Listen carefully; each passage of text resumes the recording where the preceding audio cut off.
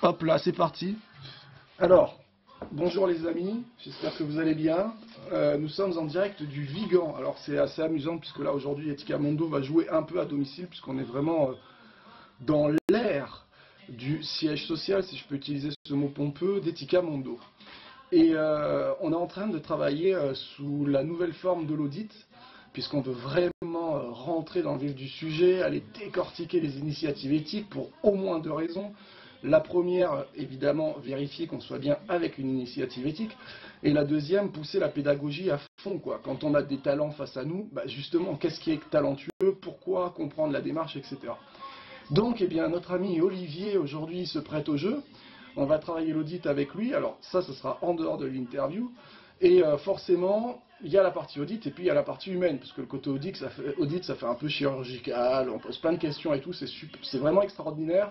Et j'ai hâte qu'Etika Mondo diffuse ça sur le site web. En tout cas, voilà, on a aussi envie d'avoir le côté interview, plus décontracté, tranquille, où on papote, etc. Comme si on était au café. Et c'est ce qu'on va faire ce matin avec donc Olivier, qui est boulanger au Vigan et qui a plein de petits secrets autour de la boulangerie, et notamment une démarche éthique vraiment intéressante et globale. Alors après, on verra si vraiment dans tous les recoins, il a pensé à tout et il est infaillible. En tout cas, quand bien même on lui trouverait quelques petites zones d'ombre, on peut être sûr que ça serait plutôt un manque d'y avoir pensé, ou alors vraiment qu'il est coincé, plutôt qu'une mauvaise volonté. Pour l'anecdote, labellisé Nature et Progrès, donc pour ceux qui ne connaissent pas, je vous invite à foncer sur le site internet de cet asso. Pour nous, c'est clair, Nature et Progrès a été hyper inspirant. On a grave pompé sur ce qu'ils ont fait, tellement c'est un truc absolument génial. Et je le dis, on les a toujours pas contactés parce qu'on attend d'être un peu plus mature, mais vraiment, si plus tard on pouvait bosser avec Nature et Progrès, ce serait pour nous vraiment non seulement une chouette reconnaissance, mais vraiment un rêve qui se réaliserait. Allez, bref, assez papoté. Bonjour Olivier. Salut. Ça va? Ouais. Bon, eh bien écoute, présente-toi en 2 minutes avec une question que j'adore, c'est pourquoi tu es devenu boulanger au Vigan, mention Nature et Progrès? Eh ben, pourquoi boulanger d'abord? Moi j'étais parti plutôt pour faire des études de sciences, donc voilà, j'avais commencé ma tup, et puis au bout de 3 mois j'ai dit non c'est bon les gars merci, c'est pas pour moi. Du coup j'ai rentré sur la fac de sciences, et puis j'ai fait 2 fois le premier semestre, et puis au bout de 2 semestres je me suis dit bon non, de toute façon j'étais pas très motivé, et puis pour finir en faisant un métier dont on peut parler qu'aux personnes qui sont ultra compétentes dans un domaine ultra précis, c'est pas inintéressant, mais enfin, voilà, moi je voulais me rapprocher plus des gens ordinaires, on va dire. Du coup, voilà, moi j'étais déjà client de cette boulangerie. D'accord. J'étais au lycée quoi. Et puis à l'époque, j'étais amoureux d'une nana, et puis en la suivant, j'ai déboulé ici. Donc c'est comme ça que j'ai découvert le fournil. C'était la fille du patron, dis-nous. Non, même pas, non. Mais du coup, voilà, j'ai découvert le fournil en suivant cette fille, et puis bon, il s'est jamais rien passé entre nous deux, mais j'ai quand même découvert le fournil, et c'était à défaut de pas avoir une découverte. Voilà. Comme quoi, suivre des gens intéressants, ça mène toujours à quelque chose d'intéressant. Exactement. Et du coup, tu tombes sur un fournil, j'imagine, ouais, pour un lycéen, c'est fascinant parce que, voilà, pour vous raconter le cadre, voilà, là, on est sur un fournil avec un four à bois qui est assez conséquent. On est en plein cœur du Vigan, donc voilà, dans les petites ruelles du village. Il y a quand même une différence entre, voilà, trouver ça beau, être attiré, et puis vraiment faire, enfin, je veux dire, le métier de boulanger, c'est un métier qui demande un investissement total. Qu'est-ce qui a fait le basculement et puis finalement le fait que tu sois depuis quand même pas mal d'années dans ce métier-là? Le basculement c'est assez simple, l'envie de lâcher les études et puis faire quoi, je savais pas trop, et puis c'est vrai que je me suis dit pourquoi pas boulanger, voilà, je connaissais le fournil, j'adore, ce qui m'a tout de suite séduit ici c'est l'odeur quoi. Enfin, comme beaucoup de monde je suppose, mais c'est vraiment l'odeur, c'est vraiment spécifique quoi. Il y a une odeur qui se dégage assez particulière, c'est carrément. Vraiment, et moi je retrouve ça dans aucune autre boulangerie, sauf des boulangeries au levain naturel quoi, C'est le levain naturel selon toi qui fait cette odeur? Ben pour moi c'est à la fois le levain et le bois parce que quand j'ai repris ici et que c'était complètement vide, il n'y avait pas de fabrication en cours, du moment où j'ai rentré le bois, j'ai retrouvé l'odeur. D'accord. Donc juste le fait de stocker le bois quoi, hein. Ça a recréé l'odeur. Alors après évidemment il y a la chimie avec l'odeur que dégage le vin, la pâte, etc. Mais enfin, voilà c'est... Alors, pour bien prendre conscience du métier de boulanger, est-ce que tu peux nous dire, nous faire un petit brief sur un peu genre tes horaires à la semaine, parce que c'est quand même un sacré métier en termes d'investissement. Ouais, alors quand j'ai pris la décision de devenir boulanger, déjà c'était clair pour moi que je ferais pas la nuit. Parce que faire du pain au levain qui se garde une semaine voire plus, pour moi je trouvais ça aberrant d'avoir à bosser la nuit pour le sortir chaud le matin, alors qu'il se garde une semaine et que. Alors évidemment les clients sont toujours contents quand il y a du pain chaud. Ah il est chaud, super, génial, mais bon, je dirais c'est un peu la génération pain chaud quoi. Ouais. Donc ouais, tu as trouvé un équilibre entre fournir déjà un pain d'une très bonne qualité gustative, d'une qualité sanitaire aussi. Et par contre, il y a un deal, c'est-à-dire ouais, que bon, déjà il y a un investissement fort là-dessus. Exactement, on n'a pas le pain chaud parce qu'il faut aussi respecter le boulanger, quoi, t'as mis quoi, perso. D'accord. Et du coup, grosso modo, ouais, tes horaires, si on peut donc vraiment... je me lève à 6h et donc j'arrive ici vers 6h30 et je finis disons vers 4h quoi. D'accord. Voilà, quand je fais qu'une fournée. Quand tu fais qu'une fournée. Et tu en fais combien par semaine? Quand je fais qu'une fournée par jour, je veux dire. Hein. Donc par semaine, là en ce moment j'en fais 4. D'accord. Hors saison j'en fais 4 et en saison j'en fais 5. Et tu fais des fois 2 fournées dans la même journée? Avant je le faisais, cette année j'ai mis le haut là, du coup cet été je me suis limité à une fournée par jour. Résultat, j'ai vendu plus que l'an dernier, donc Et qu'est-ce qui t'a... Est-ce que déjà avant le fournil était déjà dans une démarche responsable vis-à-vis de la santé des clients et vis-à-vis de l'environnement, ou est-ce que c'est toi qui as amené ça? Et si c'est toi, enfin que ce soit toi qui ait pris la mention nature éprouvée ou pas, pourquoi tu l'as maintenu ou pourquoi tu as apporté cette mention-là? Alors, d'abord pourquoi en bio et puis après, est-ce que c'était c'était bio avant ou pas? Ça, c'est une boulangerie qui a, ouais, on va dire toujours été bio, sauf au tout début quoi. Ouais. Mais bon, mais toi quand tu as repris, c'était déjà dans la démarche. Ça fait 30 ans que la boulangerie existe et que c'est en bio quasiment quoi. Ok. Et moi quand j'ai travaillé ici en tant qu'apprenti puis employé, moi j'ai travaillé 2 ans ici avant de reprendre. Puis je suis parti au Japon, puis je suis revenu. Mais voilà, donc c'était une boulangerie bio. Et les clients qui sont habitués à venir ici savent que c'est du pain bio. Donc quand j'ai repris, je me suis pas posé la question est-ce que je me mets à AB ou quoi. Pour moi, je faisais du pain bio et puis j'avais pas besoin de le prouver quoi. Enfin, dans une suite logique. Je voulais privilégier un rapport de confiance quoi. Et puis une productrice qui avait la mention AB donc en fromage pour le coup, elle est venue me voir en me disant oui je trouve pas ça normal que parce que tu bénéficies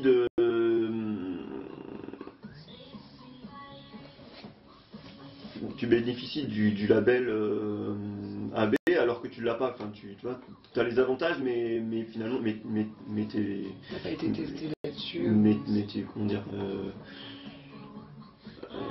Parce que t'étais pas. J'étais pas certifié AB quoi. D'accord. J'étais pas certifié AB, mais bon pour les clients c'était clair. Ouais, c'était entendu. D'accord. Il y avait un rapport de confiance qui était là quoi, donc j'avais pas, voilà, j'avais pas éprouvé le besoin. Mais bon, ça m'a quand même fait réfléchir. Et à me poser la question du pourquoi un label quoi. Parce que bon, si les gens ont confiance qui viennent, j'ai des clients, bon bah finalement pourquoi avoir un label quoi. Exact. Mais du coup je me suis dit je crois que j'ai compris pourquoi, c'est que c'est vrai que d'un côté c'est un peu le monde à l'envers, parce que c'est ceux qui travaillent bien, qui font des choses bien, qui respectent la nature et tout, qui sont obligés enfin obligés, c'est un choix après, mais de se certifier, de payer, de se faire contrôler, etc. Alors que ceux qui dégradent l'environnement, qui polluent et tout, qui bousillent la santé des gens, eux, on leur dit rien, quoi. Donc, et qui coûtent cher à la société et qui payent pas, quoi. Donc, intéressant ce point de vue. Ouais. Mais bon, d'un autre côté, le consommateur, lui, je pense que finalement, un label, c'est quand même bien pour permettre aux consommateurs de... Je reprendrai une phrase qu'on m'a sortie dans un magasin, c'est que la confiance passe par le contrôle, quoi. Ouais, quelque part... S'il n'y a pas de contrôle, chacun fait ce qu'il veut et voilà, nous, il y a de la pas, confiance, tu lui dis ce que tu veux, quoi. En effet, quoi. Voilà. S'il y a un label, a priori, il y a des gens qui ont regardé l'autre côté de la vitrine, quoi. Voilà, et puis pour en revenir à la bio, il y a beaucoup de gens qui croient savoir ce que c'est que la bio et puis qui en fait n'ont pas idée de ce qu'il y a derrière, quoi. Pour beaucoup de gens, le bio c'est juste il n'y a pas de pesticides et puis c'est point barre, quoi. Alors que c'est vraiment c'est bien plus immense que ça, quoi. Voilà. Et pourquoi tu as fait le choix justement d'un label, enfin d'une mention Nature et Progrès, qui a une gouvernance partagée, avec un audit qui se fait avec une autre initiative mention Nature et Progrès et au moins consommateur. Voilà, il y a vraiment, et puis qui en plus va non seulement avoir une approche sur le produit, mais qui cherche à avoir une approche plus globale par rapport à la structure, alors que AB, même si c'est intéressant pour les petites structures et qu'il y a des dérives malheureusement sur l'aspect plus industriel, mais que quand même une petite structure en AB généralement a quand même un sens intéressant, il n'empêche qu'on est beaucoup plus sur un contrôle de facture par un organisme comme Ecocer, quoi. On est beaucoup moins dans la pédagogie quand même. Hein. Voilà, qu'est-ce qui toi t'a fait choisir entre ces deux labels? Qu'est-ce qui t'a fait choisir entre ces deux labels? Avant tout... Bien que je crois que pour être mention Nature et Progrès, il faut de toute façon être déjà AB. Hein, non. Ah non? D'accord, ok. Donc pourquoi voilà, tu as choisi Nature et Progrès et pas le label AB Ecocer? Eh ben c'est avant tout parce que le cahier des charges est beaucoup plus restrictif que le cahier des charges AB. Alors j'ai pas fait le comparatif, mais enfin c'est... Bon, c'est communément admis. Oui, de réputation. Oui, en effet, il y a beaucoup plus de regard sur un ensemble de la structure. De faire le comparatif, c'est clair, mais. Et puis j'ai appris notamment que c'était Nature et Progrès qui était à l'origine du premier cahier des charges bu en France. Le gouvernement arrive derrière, crée son label, et puis depuis, Nature et Progrès, c'est plus considéré comme du bio, quoi. Donc, je trouve que c'est un peu gros, quoi. Ouais, donc toi tu as voulu respecter une forme d'historique et quitte à prendre un label, autant prendre le label qui pousse les choses le plus à fond possible. Ouais. Ok. Vas-y, je t'en prie, hein, il y a quelqu'un qui rentre dans la boulangerie, donc comme d'habitude, voilà, on est dans du direct. Donc on va attendre Olivier qui sert son client en espérant qu'on n'en ait pas une dizaine d'affilée. Ah non, on coupe jamais. Jamais. Je suis avec Delphine là, qui va partir bientôt faire un étiquetour là dans les pays latins d'Amérique du Sud. On aura l'occasion d'en parler, je ne vais pas m'étendre là, mais c'est pour ça que vous avez entendu tout à l'heure une voix féminine, suave, pleine d'entrain. Ça me donne envie d'explorer les boulangeries du monde. Ouais, carrément. C'est tellement intéressant. C'est ça. C'est que chaque fois que tu plonges dans une rencontre, en fait. Différents milieux comme ça, qui se retrouvent quand même sur des principes. Exactement, sur une volonté de montrer un engagement, et puis cette réflexion autour de l'engagement, puisque là, il y a un pain qui est certifié, mais autour de ça, pour vous décrire rapidement le magasin, voilà, en effet, ça sent bon le bois, ça sent bon le vin. Et quand vous rentrez, il y a des affiches de partout, il y a des petits flyers de partout pour parler d'Enercop, donc l'électricité écologique, quoi, avec des centrales solaires, avec de l'hydro, des barrages hydro. Je sais pas trop. Merci, j'ai dormi 1 heure, alors je cherche mes mots. Il va y avoir aussi du chocolat artisan du monde, du café ou zapatiste ou au moins bioéquitable.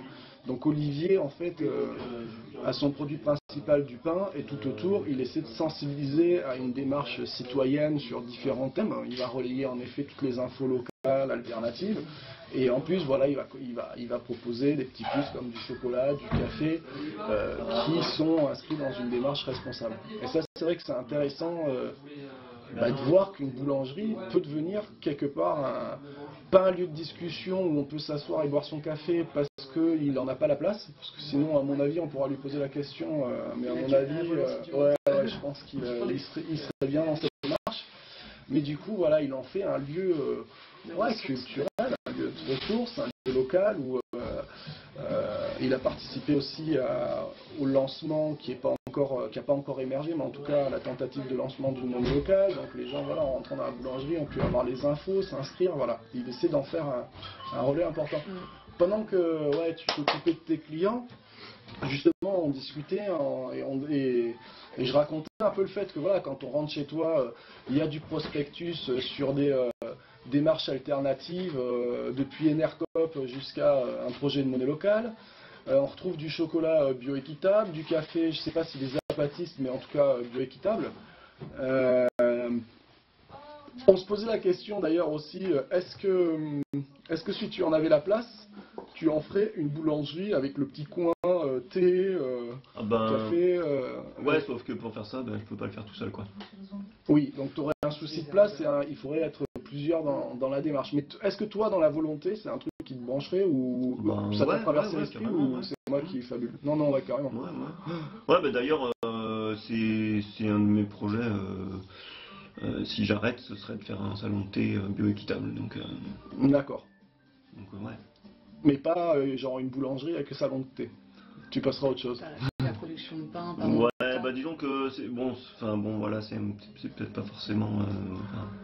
Mais ouais, j'ai envie de passer un peu à autre chose, quoi. Enfin, voilà, je suis un peu fatigué, quoi. Il y a longtemps que tu travailles. Ouais. Bon, pour un jeune, c'est un peu, j'ai un peu honte de dire ça, mais. Bah non, il y a pas. Moi aussi, j'ai changé pas mal de métiers, donc. Ouais. Ça fait combien de temps que tu es dedans? Dans la boulangerie, ça fait 6 ans ici, 4 ans au Japon, 2 ans, 3 ans. Quand même. Ça fait pas loin de 15 ans, quoi.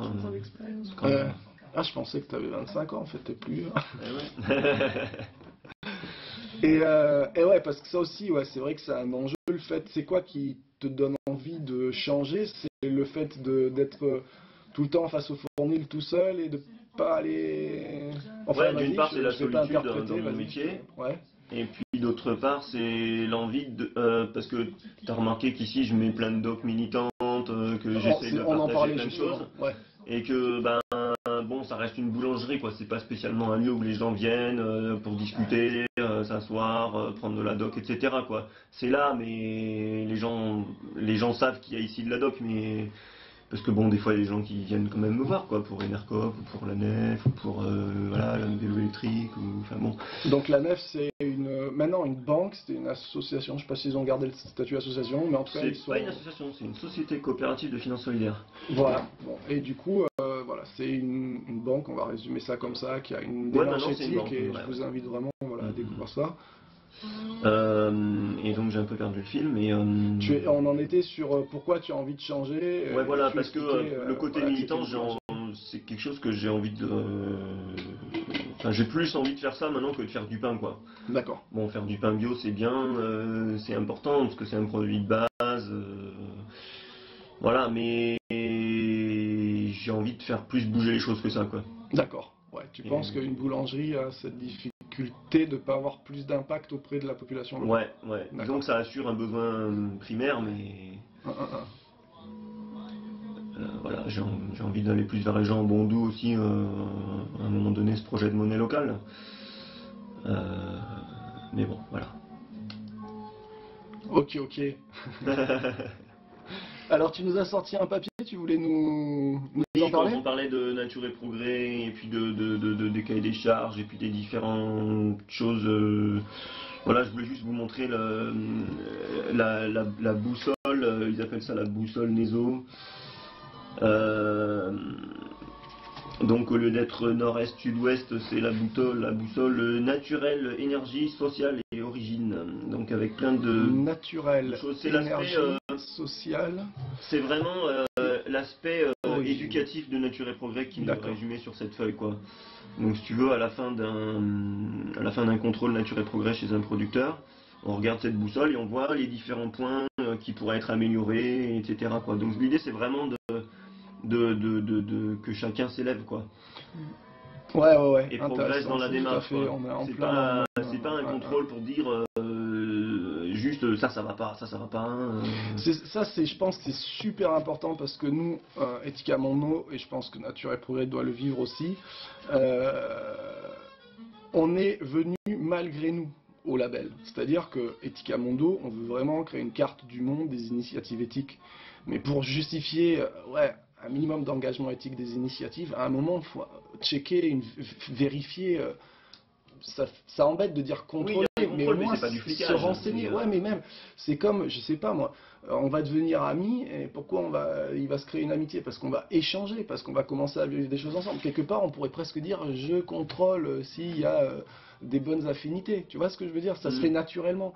Quelque part, quand tu vas vers une initiative éthique aussi, ça se fait naturellement de poser des questions. Ah tiens, t'es pas labellisé, mais du coup, tu fais comme ça. Ah ok, t'es labellisé, pourquoi t'es labellisé? C'est pas forcément dans une démarche de contrôle, c'est dans une démarche de curiosité et de valider qu'il y a un engagement.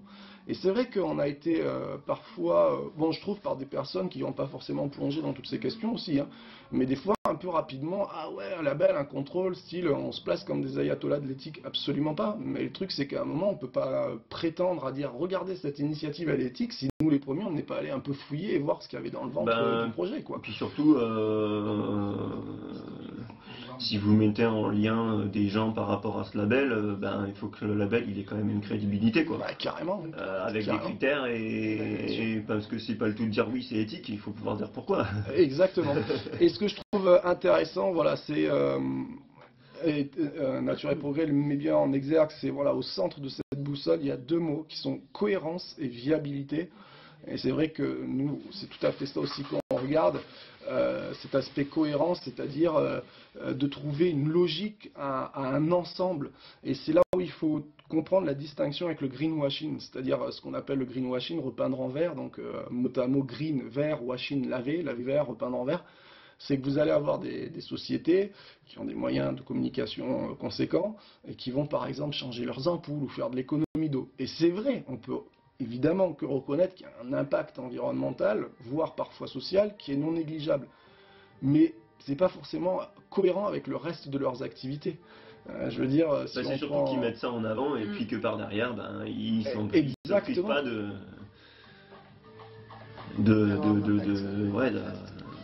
de continuer leurs activités néfastes. Exactement, vous pouvez avoir une mission d'entreprise qui est néfaste pour le monde et la société. L'ADN, il est là, par exemple, j'extrais du pétrole et plus on en consomme et mieux c'est pour ma croissance. Et je vais me dire responsable parce que j'ai changé les ampoules de mes bâtiments. C'est bien d'avoir changé les ampoules du bâtiment, mais on ne trouve pas une cohérence générale par rapport à la mission du projet qui déjà à la base a une vocation pertinente. Et c'est ça qui est important quand vous allez vous balader à la rencontre d'initiatives pour mesurer le sens éthique. C'est pas grave si une initiative n'est pas parfaite, c'est pas le but. Moi, j'ai jamais rencontré encore une initiative parfaite. Ethica Mondo est en tout cas aujourd'hui pas parfait. Mais par contre, dans tous les gens qu'on rencontre, on arrive à trouver un sens cohérent. Et c'est ça qui est important. Et après, le deuxième mot, c'est la viabilité. C'est aussi important du fait que il y a une recherche de durabilité, de pérennité. Et du coup, ça engage pas mal de champs divers. Déjà, un savoir-faire qui tient la route. Deuxièmement, dans un contexte économique, une capacité de résilience. Troisièmement, en termes de gouvernance aussi, des fois il y a des initiatives où on va avoir un leadership très fort et le jour où le leader tombe malade par exemple, ça éclate. Tout ça c'est des questions à prendre en compte et la viabilité d'une initiative c'est aussi important. Donc écoutez, foncez, fouillez dans Nature et Progrès, c'est vrai que c'est un label qui est déjà en place, par contre qui est orienté sur deux types de produits seulement entre guillemets, c'est déjà énorme, c'est tout ce qui est produits agricoles et de transformation de bouche et tout ce qui est cosmétique. J'oublie rien, mais je crois que je suis ok là-dessus. À ma connaissance, ils font pas qui sont pas sur l'éco-construction, les trucs comme ça, quoi, par exemple. Ouais, Même s'ils ouais, vont demander ouais. aux initiatives, si l'initiative en vient à construire un bâtiment, à avoir une démarche d'éco-construction. Il y a un autre label qui est vachement intéressant mais que j'ai pas encore fouillé, c'est Minga, pour le développement d'une économie solidaire.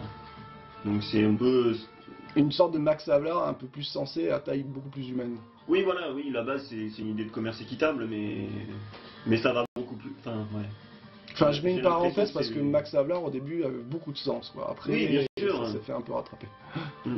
Bah comme le label AB à ses débuts, je suis. Comme le label AB, à ses débuts, ouais, quand Sens, c'était hein, Nature bien et sûr, Progrès mais- qui a démarché, tout à fait. Ouais. Hum, hum. Un dernier truc sur le pain, j'aimerais que tu dises un mot sur quand même cette magie, cette alchimie magique qui réunit 4 éléments, donc à savoir l'air, l'eau, le feu et la terre avec la céréale. Et est-ce que ça c'est quelque chose que tu as en conscience ou c'est quelque chose où non, ça t'a jamais plus... Ben, le feu, oui, vu que c'est un four à bois. L'air, Quand tu pétris la pâte. ouais, il y a de l'air qui rentre dans la pâte, effectivement. L'eau, ben oui, l'eau, c'est un des éléments les plus importants de la pâte. La terre, ben oui, pour faire pousser les blés et donc faire de la farine, ouais, la terre, ouais, l'eau, l'air, la terre, le feu, ouais. Mais, ouais. Bon, j'avoue que j'ai jamais vraiment réfléchi sous cet angle, quoi, mais... Et tu utilises aussi des céréales particulières. Est-ce que tu peux les présenter succinctement et expliquer pourquoi ce choix? Alors,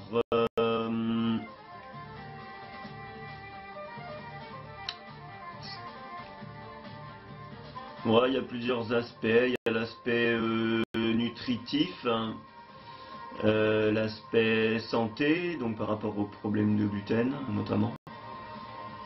Donc Et ce sont puis, des farines sans gluten. Non, non, c'est pas des farines sans gluten, non, non. Non, faut savoir que dans tous les blés, il y a du gluten, hein, même dans celui qui est communément le plus, enfin, considéré comme le plus digeste, qui est le petit épeautre. Dans le petit épeautre aussi, il y a du gluten, mais c'est pas un problème quantitatif, c'est plus un problème qualitatif. D'accord. Dans le petit épeautre, on a un gluten. Le petit épeautre, c'est le seul blé non hybride, hein, c'est le seul blé qui a jamais été croisé. C'est plus ancien du coup. Que ce soit par hybridation naturelle ou autre, hein. Donc c'est vraiment l'ancêtre du blé, quoi. Et dans le petit épeautre, il y a du gluten, hein, mais c'est un gluten particulier qui est beaucoup plus assimilable et qui provoque pas d'allergie, etc. Alors, exception faite pour les gens qui sont atteints de la maladie cœliaque, qui eux sont vraiment allergiques au sens où bah, une microparticule de gluten, ça leur fait faire des réactions possibles, quoi. Donc ça c'est vraiment le vrai sens de l'allergie. Après, il y a les gens, la plupart des gens ont plus des problèmes intestinaux, il y a d'autres symptômes, hein, mais bon, pour résumer, c'est souvent des problèmes de maux de ventre et de choses comme ça qui font que les gens vont à un moment donné se dire ah, bah, il faudrait peut-être que je supprime le gluten. Alors, se poser la question du gluten, c'est se poser la question de bah, pourquoi le gluten il est mauvais, quoi. Parce que bon, l'homme mange du pain depuis des millénaires. Jusque-là, il n'y avait pas de problème, quoi. Ou alors, il y en a qui vont dire oui, mais c'était pas diagnostiqué. Alors bon, ouais, pourquoi pas. Mais enfin, je sais pas. Je pense que une partie de la solution est plutôt à chercher dans la transformation ou l'évolution des céréales au fil des années, quoi. Et moi, je serais tenté de penser que ces 50 dernières années, comme pour le reste de l'agriculture d'ailleurs, hein, ont été particulièrement néfastes sur la qualité des blés et donc du gluten. Enfin, qualité, j'entends qualité nutritionnelle. Enfin, Ouais, capacité d'assimilation par le corps et l'apport énergétique et en matière que ça apporte au ouais, corps. ouais. Parce que paradoxalement, les blés modernes permettent de faire des farines techniquement très intéressantes pour faire du pain. Mais je veux dire techniquement, quoi, pour faire des pâtes à pain machinables et faire des pains très volumineux, très blancs, etc., quoi. Mais paradoxalement, Alors donc la plupart des blés modernes, en tout cas les blés de force, c'est des blés Les blés, pardon, de force, on appelle D'accord. ça des blés de force, Ouais. qui ont un gluten en fait très tenace. Et en fait c'est un gluten qui est composé de molécules très grosses. Et quand on pétrit, ces molécules qui au départ sont organisées un peu comme des pelotes de laine, quand on pétrit, on déroule les pelotes de laine en fait. D'accord, d'où pour cette expliquer. vision parfois filamenteuse de pâtes qui ont gonflé quand Ouais. elles sont un peu torsadées. Là, on Ouais, voit bah, comme- le test qu'on fait à la fin du pétrissage, c'est de prendre un morceau de pâte et puis de les tirer entre les doigts et quand c'est bien pétri, normalement la pâte elle se déchire pas, ça fait un peu comme un voile fin quoi. Et c'est là qu'on voit qu'on a pétri assez. Mais donc avec les blés modernes, il faut pétrir beaucoup, longtemps, pour que le gluten soit bien formé, quoi, que le réseau glutineux ait bien déroulé les plates de laine et voilà. Et alors qu'avec les blés anciens, ben on peut pas faire ça. Il faut pétrir peu longtemps et plus respecter la pâte, quoi. Quand tu dis respecter la pâte, c'est plus elle qui va faire son travail par la pousse. Ouais, oui. La Enfin, en tout pousse, cas, il n'y a pas besoin de pétrir autant, quoi. C'est quand vous avez pétri une pâte et que la pâte va gonfler en fait. Il n'y a pas besoin de pétrir autant. Il n'y a pas besoin de pétrir Comment beaucoup. un citoyen de ce qu'il y a de plus ordinaire peut reconnaître, est-ce que c'est possible, et si oui, comment est-ce qu'il est possible de reconnaître un pain où on va être justement sur des farines plus de force ou des farines plus naturelles, plus proches du petit épeautre? Ah bah Tu c'est parlais facile, de la hein. couleur plus blanche. Enfin, vas-y, Ouais, c'est la facile. couleur c'est pas forcément le meilleur critère, mais bah, tu coupes une tranche de pain et puis tu essayes de la tirer entre tes doigts. Si ça fait comme du chewing-gum, si c'est hyper élastique, c'est que c'est fait avec des blés ultra modernes, quoi. D'accord. Et tu prends un pain de petit épeautre, il va se déchirer. Sans Ça veut- opposer beaucoup de résistance, quoi. D'accord. Et quand tu le mâches, tu le vois aussi. Quand tu le mâches, ça fait chewing-gum. Alors que le petit épeautre, quand tu le mâches, même rassis, il est facile à mâcher, quoi. Le blé moderne, quand le pain rassis, il devient sec et dur. Et du coup, ça veut dire la fameuse baguette, ouais, on est en plein dans des blés de force, quoi. Ah bah là, ouais. Baguette à la française. Ouais, Bien ouais. entendu. Alors, ma dernière question, c'est, tu évoquais le fait que le pain existait depuis des millénaires. Donc tout à l'heure, on parlait des éléments, tu m'as dit, ouais, non, je m'étais jamais posé la question, mais est-ce que des fois, quand tu pétris ta pâte et que tu enfournes, tu ressens comme être le gardien d'une tradition ou le transmetteur d'une tradition Ouais, j'ai conscience que ce que je fais, c'est dans la lignée d'un savoir-faire très ancien, ouais, c'est clair. Parce qu'il me semble, sauf erreur de ma part, je suis pas un spécialiste en anthropologie, donc voilà, vérifier l'info, mais je crois bien que le pain inclut les galettes, c'est la première cuisine de l'humanité finalement. Bah, C'est le pain levé, premier, oui, le il est premier arrivé après. plat cuit, quoi. En tout cas transformé. C'est le premier plat transformé. Peut-être que la viande était cuite, mais c'est le premier plat transformé où on a pris des céréales qu'on a écrasées, on en a fait de la bouillie, on l'a cuite, quoi. Ouais, bon, j'avoue que je me suis pas penché plus que ça sur l'histoire du pain, mais donc En ouais. tout cas, ça remonte à longtemps, et ça, c'est quelque chose que quand tu fais ce métier-là, tu le ressens, quoi. Ben ouais. Alors c'est vrai que c'est pas forcément le blé qui était utilisé au début, hein. Au début c'était plutôt l'orge et des céréales sans gluten, voire contenant très peu de gluten, hein. C'est vrai aussi ça, hein. Tu as essayé justement de travailler ça, tu t'es amusé Non, j'ai pas essayé. D'une part parce que je me suis un petit peu intéressé à la question, mais juste parce que la clientèle, il y a de plus en plus de gens qui demandent du pain sans gluten. Mhm. Et puis, pour vraiment répondre à cette demande-là, il faudrait faire un pain que je puisse garantir sans gluten. Mhm. En tout cas pour les personnes qui sont vraiment allergiques, quoi.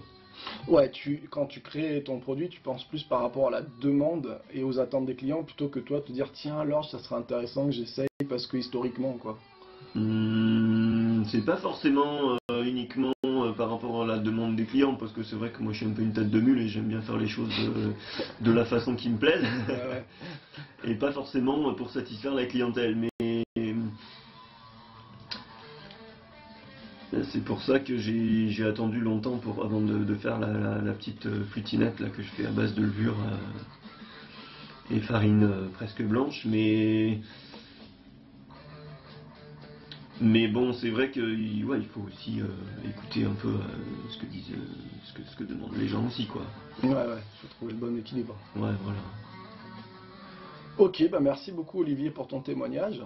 Donc on n'a pas dit le nom de la boulangerie.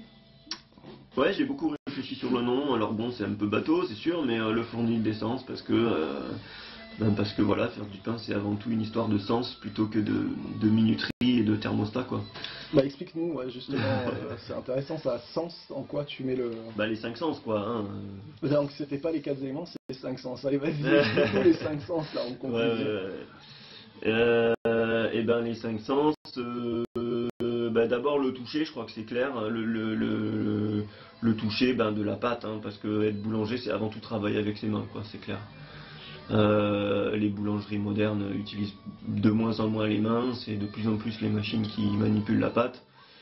Un boulanger bien équipé, il peut se contenter de mettre le pain au four, quoi. La farine elle tombe dans le pétrin il mélange, le pétrin il déverse la pâte dans une peseuse volumétrique, il y a une bouleuse derrière, une balancelle. Après il faut qu'il attrape les pâtons de la balancelle pour les mettre dans la façonneuse, et encore. Enfin bon, voilà, quoi. Donc le toucher, l'œil parce que apprécier dans le pétrin la pâte, comment dire, l'évolution du pétrissage, c'est vrai que l'œil c'est le premier sens qui... observer la pousse, observer la cuisson, observer la cuisson. Observer l'arôme aussi quand tu le défournes, j'imagine, il va y avoir une certaine couleur. Ouais, la couleur, la couleur du pain puis pour un la pain, cuisson. c'est esthétiquement Alors beau, moi, quoi. quand on me pose la question, un pain ça cuit combien de temps, pour moi c'est à l'œil, au toucher, à l'ouïe, à l'œil d'abord. Oui, et tu puis... tournes ton pain et tu tapes dessous ouais, pour voilà. avoir un son creux, c'est ça. Ouais, c'est ça.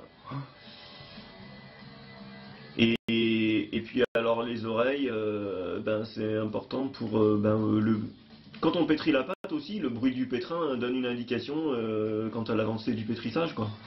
Le bruit du pétrin. Ouais, le pétrin fait pas le même bruit au début et à la fin du pétrissage. On entend la pâte qui demande un effort supplémentaire au pétrin. Ouais, il fait pas le même bruit le pétrin. Parce que t'es sur un pétrin mécanique ou Oui, moi je suis sur un pétrin mécanique. C'est la seule chose mécanique au fournil. D'accord, j'imagine, ça doit Parce être... que je trouve que c'est vraiment l'avancée technologique dont il serait dommage de se passer. Alors, pétrir à la main, c'est intéressant aussi, mais quand on veut faire plein de pâtes différentes, c'est pas possible, quoi. Ouais, là t'en es un... Ouais, puis t'imagines... C'est possible en faisant deux pâtes avec une quantité suffisante, mais quand on veut faire, moi ça m'est arrivé de faire 6 pâtes différentes dans la journée, je peux pas le faire à la main, sinon je peux rien faire d'autre, quoi. Ouais, tout à fait. Voilà. Donc là, ouais, il va y avoir un sens du bruit. Ouais. Et puis le bruit va t'alerter pour te dire, ah là ça y est, la pâte est prête. Ouais. Et même dans le grand pétrin, le bruit de la pâte à la fin du pétrissage, c'est pas la même. D'accord. Et après, au moment où tu défournes, est-ce qu'il y a d'autres moments où tu écoutes ton pain? Ouais, à la fin du défournement, le bruit quand le pain chaud sort du four, la croûte elle craque et c'est... Quand il n'y a pas de musique, c'est un moment assez formidable. Surtout quand il y a beaucoup de pain, quoi. Ouais, ça parle, quoi, en fait. Ouais, il faudrait pouvoir enregistrer... Enfin, c'était un de mes projets, d'enregistrer tous les sons du fournil. Bah écoute, on pourra s'amuser, on a un micro. Avec un bon micro, une bonne prise de son. A priori, là, on a de quoi faire. Ce serait super, quoi. Voilà, donc Louis, le toucher, l'a vue, il nous reste 2 autres sens.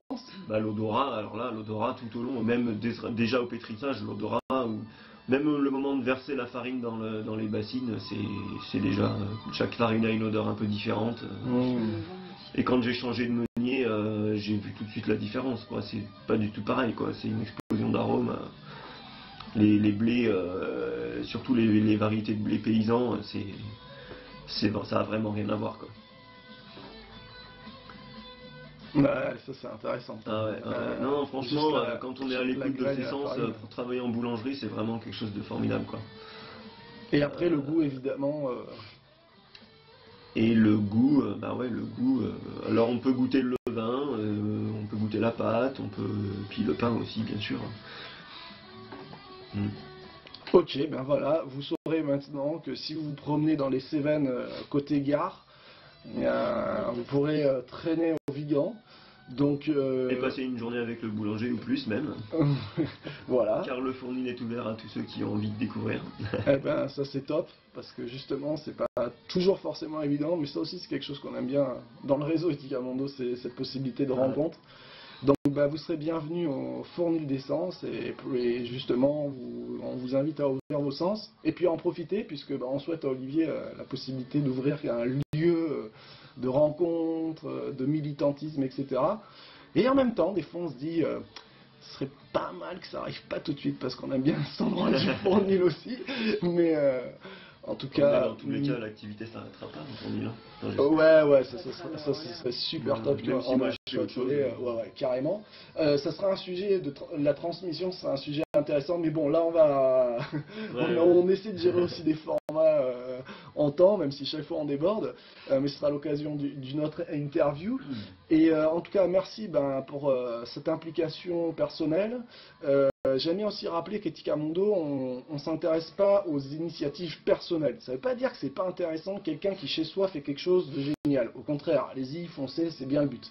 Mais pourquoi on se concentre sur les initiatives qui sont au service de la collectivité? Parce qu'on trouve ça encore plus grand, finalement, de consacrer sa vie aux autres. Alors vous allez dire, oui, c'est facile, on est obligé de travailler. Ouais, mais bon, faire le choix d'avoir un travail qui n'est pas forcément dans le courant dominant, c'est-à-dire productivité, industrialisation, salariat, etc., on ne rejette absolument pas les copains qui sont salariés, etc. Je veux dire, il y a aussi des fois des besoins de famille. Mais en tout cas, quand quelqu'un fait ce choix-là, arrive à le porter dans un contexte économique qu'on n'a pas besoin de décrire aujourd'hui, ouais, ça fait corps non seulement par ce qui est fait, mais en plus que c'est donné aux autres, quoi. Nous, à la maison, on fait notre pain, on n'est pas toujours bon client d'Olivier du fait qu'on essaie d'être autonome, mais on n'apporte pas plus à la société en faisant ça. Évidemment, on ne pollue pas, on travaille en circuit court, etc. Mais le fait qu'Olivier passe une grande partie de sa vie à faire du pain pour les autres, c'est quand même une dimension assez géniale. Et voilà, nous, c'est ce qui nous anime bien. Ben voilà, on espère que vous avez passé un bon moment avec nous. Et on vous invite à écouter plein d'autres témoignages et que vous avez bien conscience qu'il faut arrêter d'imaginer qu'on pisse dans un violon ou qu'on est les seuls au monde, qu'on est des utopistes et des idéalistes. En fait, on est plein, voilà, au Vigan, dans les Cévennes, dans le Gard, bah ouais, il y a déjà au moins une personne, et croyez-moi, il y en a bien d'autres, qui est dans cette même vision de bien collectif et qui a en même temps l'amour du travail et qui a réussi à trouver l'équation entre business, une entreprise qui doit vivre et qui doit fonctionner, malheureusement avec un système d'argent peut-être, mais en tout cas, voilà, qui a trouvé une place dans cet échange et qui apporte des valeurs. Et en plus, surtout là, Olivier est bien branché sur l'émotion avec le fournil d'essence. Voilà. Bien, à très bientôt, chers auditeurs et chers Etika mondiennes et Etika mondiens. Bye bye.